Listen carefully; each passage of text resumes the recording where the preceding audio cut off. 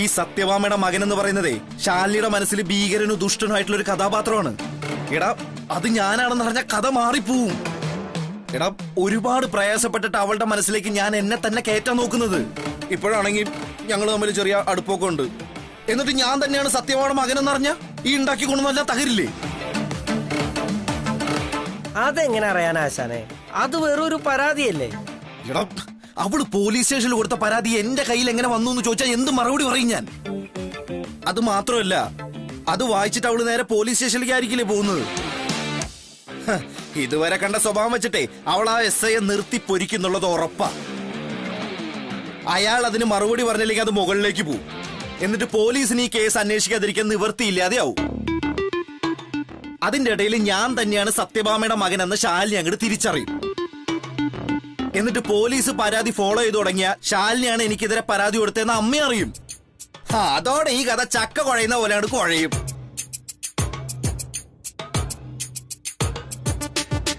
അത്രയൊക്കെ കുഴപ്പങ്ങളുണ്ടല്ലോ ഇതിന്. അങ്ങനെയാണെങ്കിൽ ഉടനടി ഒരു പരിഹാരം കണ്ടെത്തിയേ പറ്റുള്ളൂ. ഏട്ടത്തിയമ്മ ഇതിനകം ആ പേപ്പർ വായിച്ചിട്ടുണ്ടാവൂ? അതിന് സാധ്യത ഇല്ലടാ. ഹോട്ടൽ നല്ല തിരക്കല്ലേ. മുറിയിൽ മേശപ്പുറത്ത് വെക്കാൻ പറഞ്ഞിട്ടാണ് കടലാസ് അവള് ശ്യാമയുടെ കയ്യിൽ കൊടുത്തു വിട്ടത്. മിക്കവാറും അവളത് രാത്രിയിൽ തുറന്നു നോക്കാനാ സാധ്യത ഉള്ളൂ. അതാണ് നമ്മൾക്കുള്ള ഏക പിടിവള്ളി. എന്ന് പറഞ്ഞാ ഇപ്പൊ ആശന്റെ മനസ്സിൽ എന്താ ഉള്ളത്? മനസ്സിലൊന്നുമില്ല. പക്ഷെ ശാലിനി ആ കത്ത് വായിക്കാൻ പാടില്ല. അതാണ് ആവശ്യം.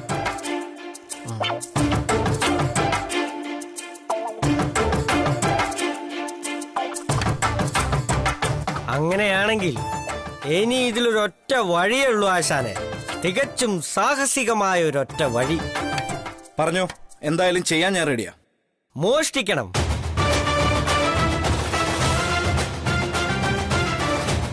എന്തോന്ന് മോഷ്ടിക്കാനാ? അതെ, ഏട്ടത്തിയമ്മ ആ പരാതി വായിക്കുന്നതിന് മുമ്പേ ഏട്ടത്തിയമ്മയുടെ മേശപ്പുറത്ത് നിന്നും അത് മോഷ്ടിക്കണം നമ്മൾ. നീ എന്തൊക്കെയാ ഈ പറയുന്നേ? മോഷ്ടിക്കാന്നൊക്കെ പറഞ്ഞ നടക്കണ കേസൊന്നുമല്ലോ.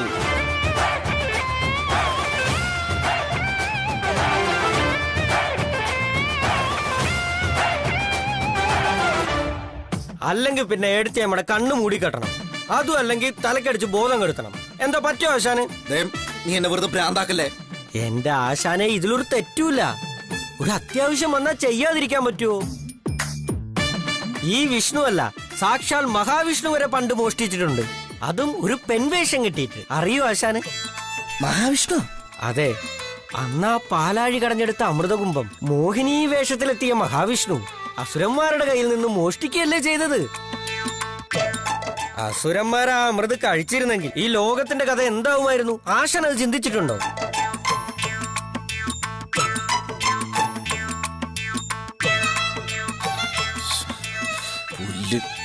മോഷണമെങ്കിൽ മോഷണം.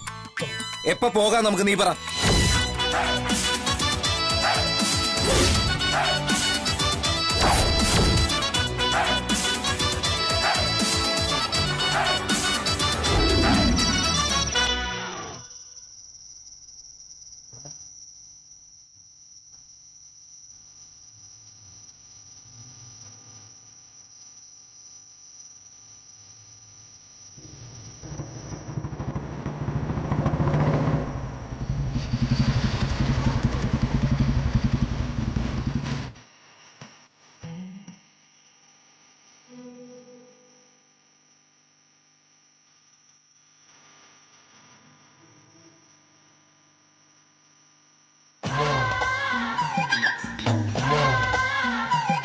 ആശാനെ, മോഷണത്തിന് പറ്റിയ സമയ.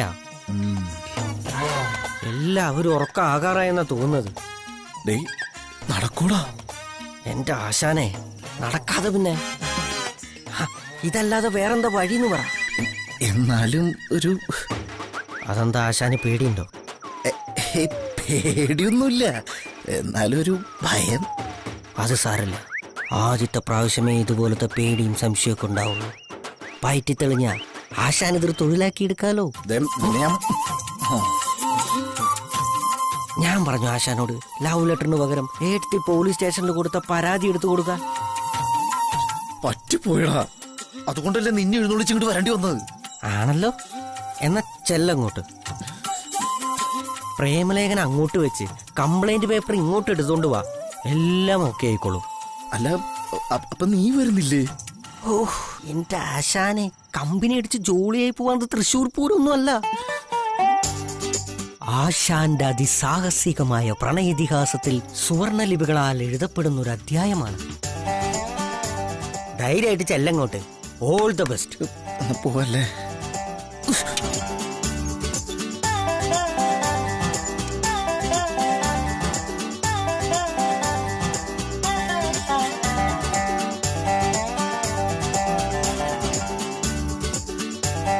ഉറങ്ങിയ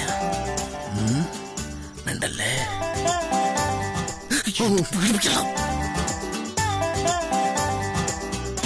ഏതിലെപ്പ കേറുക?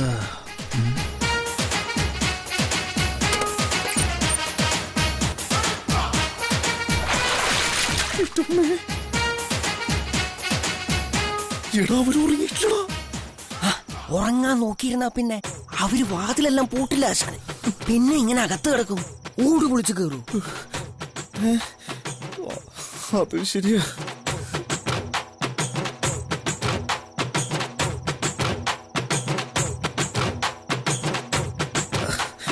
അപ്പൊ പിന്നെ കേറല്ലേ? നിക്ക ഒരു മിനിറ്റ്. ഓം മഹാഗണപതായ നമഃ. അവിഘ്നമസ്തു. മറ്റേ മന്ത്രം.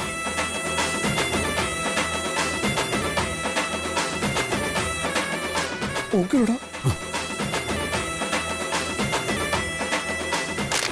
കുപ്പി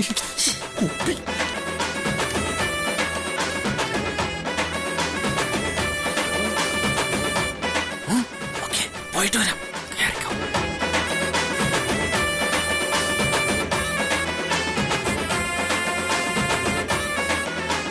ആഹാ, ആശാൻ ഇതിലൊക്കെ നല്ല എക്സ്പീരിയൻസ് ആണല്ലോ. എന്നാ പിന്നെ ഞാനും റെഡിയായി കളയാം. എപ്പോ എന്ത് സംഭവിക്കുമെന്ന് പറയാൻ പറ്റില്ലല്ലോ.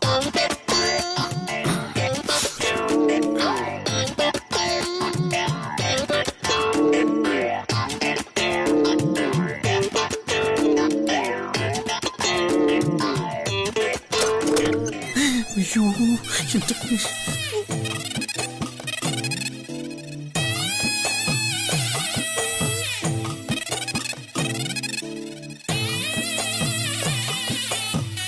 ഇനി ആരെങ്കിലും ഉണ്ടോ?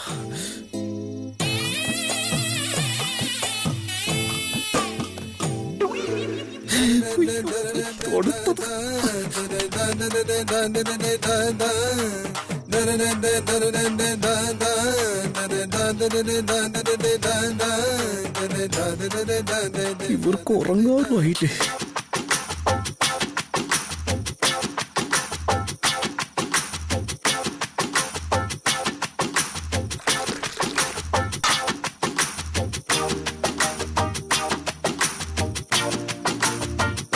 കുഞ്ഞേച്ചി,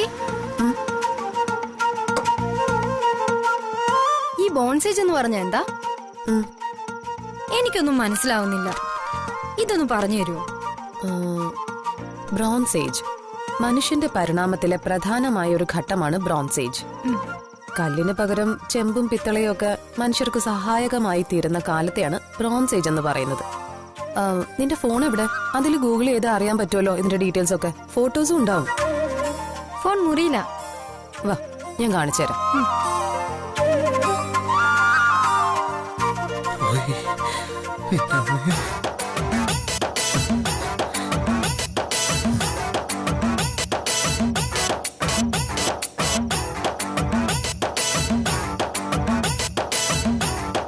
ഇതാണല്ലേ ഇവളുടെ മുറി.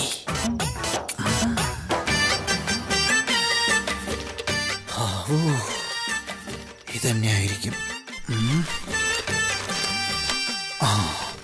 ഇത് തന്നെ അവള് കൊടുത്ത പെറ്റീഷൻ. ഇത് ഇവിടെ ഇരിക്കട്ടെ.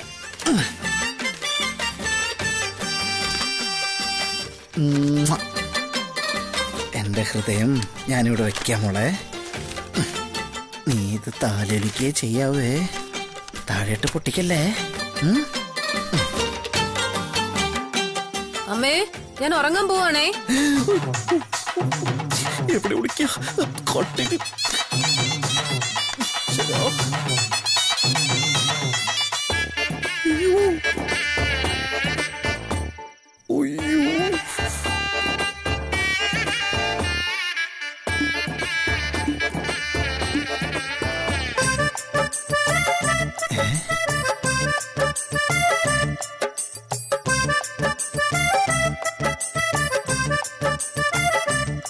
എടാ കുലിസേ, നീ മുഴുവൻ നേരം എന്റെ പെണ്ണിനെ ഇങ്ങനെ ചുറ്റി പിടിച്ചിരിക്കല്ലേ?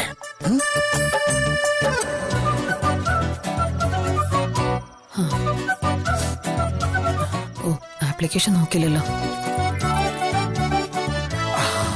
ഈ നിമിഷ മോളെ ഞാൻ കാത്തിരുന്നത്. അതിന് സാക്ഷിയാവാൻ എനിക്ക് പറ്റിയല്ലോ. ശ്ശോ.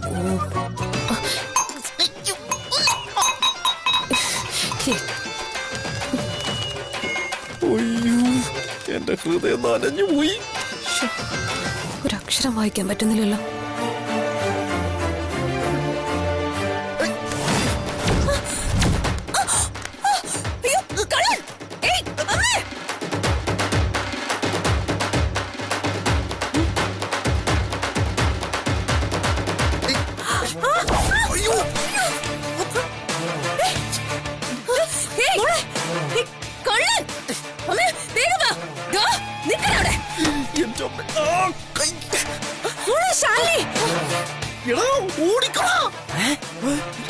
എന്തു പറ്റിയ? ഓടിപ്പോയി വണ്ടി അയ്യോ,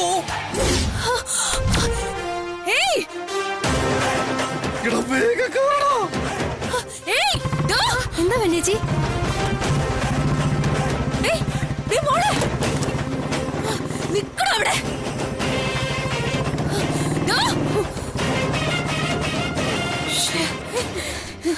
അവൻ രക്ഷപ്പെട്ടു.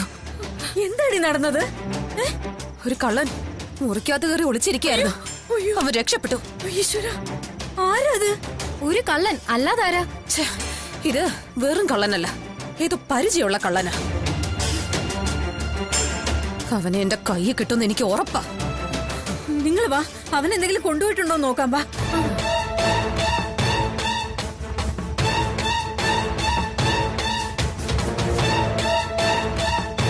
പരിചയമുള്ള ആരെയോ പോലെ. ആരായിരിക്കും?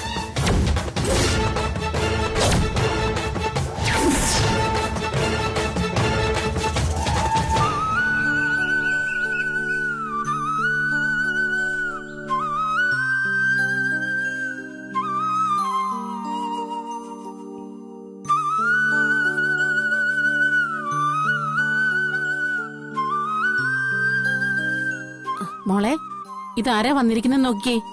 ശാരദാമ്മയോ? എഴുന്നേക്കണ്ട, നീ അവിടെ ഇരിക്കേ. എങ്ങനെയുണ്ട് ഇപ്പോ? ക്ഷീണമൊക്കെ കുറവുണ്ട് ശാരദാമ്മേ, കുഴപ്പമില്ല. ഇങ്ങോട്ടിരുന്നട്ടെ. ദാ, ഇതെന്താ മോളെ? കുറച്ച് പഴങ്ങളാമേ. ആപ്പിളും ഓറഞ്ചും മുന്തിരിയും. മോൾക്കിരിക്കാൻ ഞാനിവിടെ എപ്പോഴും വരുന്നതല്ലേ അമ്മേ. അതിഥിയൊന്നും അല്ലല്ലോ, ഞാനിവിടെ നിന്നോളാം.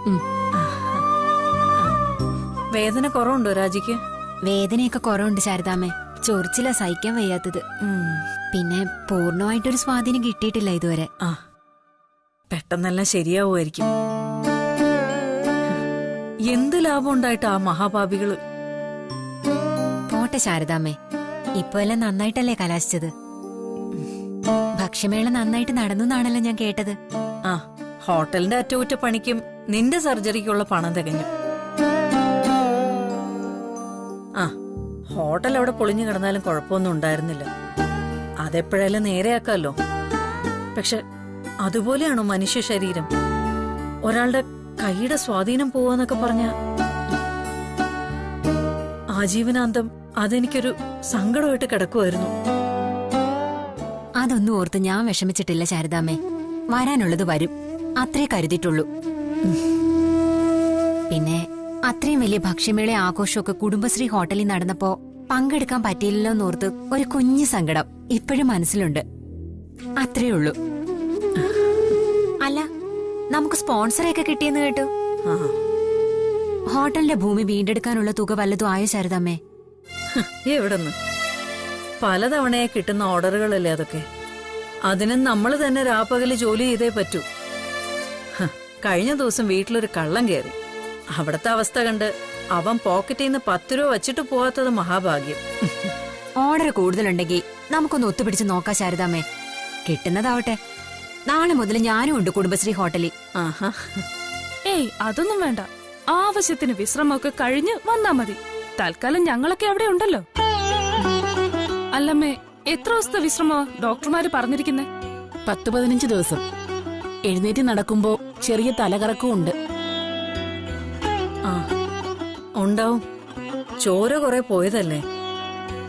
വലിയ കത്തിയുണ്ടല്ലായിരുന്നോ മുറിവ്?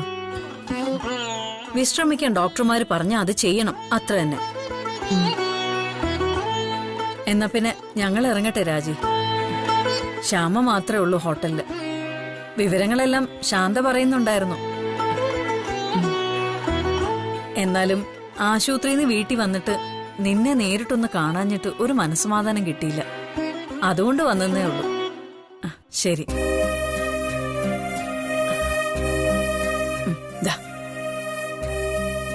ഇതുകൊണ്ട് അവൾക്ക് ആരോഗ്യം ഉണ്ടാവുന്ന എന്തെങ്കിലും വാങ്ങിച്ചു കൊടുക്ക. ഇറച്ചിയോ മീനോ പച്ചക്കറികളോ എന്താന്ന് വെച്ചാ. പിന്നെ മരുന്നുകളും വാങ്ങിക്കാൻ കാണുമല്ലോ. എന്താ ഇത്? അതൊന്നും വേണ്ട. അമ്മ അത് തിരിച്ചു കൊടുത്തേ. ഒന്നാമതേ കാശൊന്നും ഇല്ലാത്ത നേരത്ത്. മോളെ, ഇത് മനസ്സറിഞ്ഞ് തരുന്നതാ, മടക്കി തരരുത്.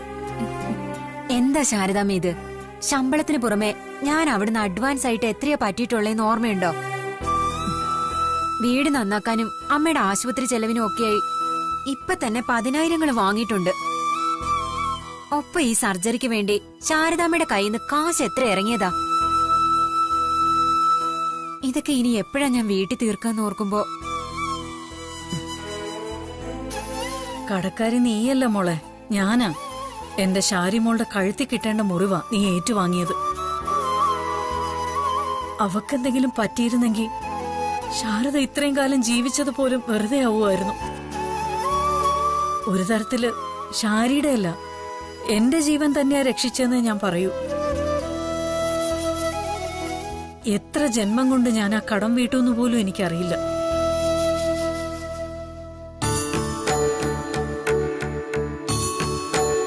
ഇറങ്ങട്ടെ മോളെ, നന്നായി ഭേദമായിട്ട് വന്നാ മതി.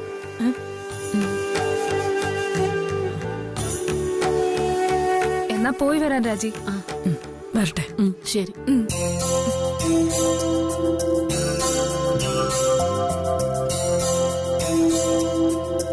മോളെ, 10,000 രൂപയുണ്ട്. അതിന് മാത്രം പൈസയൊക്കെ കിട്ടിക്കാണോ ആ ഭക്ഷ്യമേളയെന്ന്? എവിടുന്ന്? ആരോടെങ്കിലും കടമായിട്ടോ പലിശയ്ക്കോ വാങ്ങിയതാവും. അതും ആ പാവം തന്നെ പണിയെടുത്ത് വീട്ടണം. എന്നാലും പുറത്തിതാരും അറിയില്ല. അതാ കുടുംബശ്രീ ശാരദാമ്മ. കൈകൂപ്പി തൊഴേണ്ടതാ നമ്മളവരെ.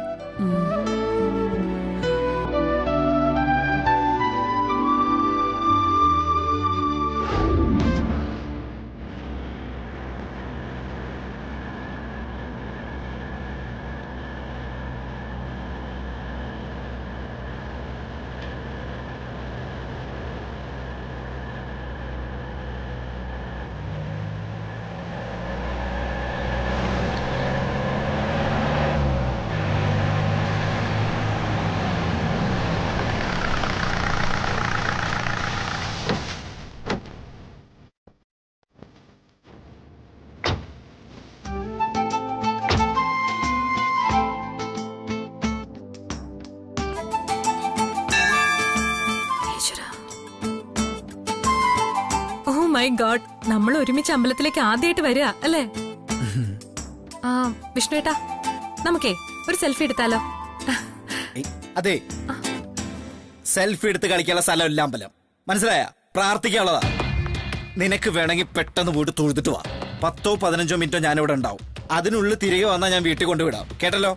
അല്ലെങ്കിൽ വല്ല ഓട്ടോ പിടിച്ച് പോക്കണം, ഞാൻ എന്റെ വഴിക്ക് പോവും.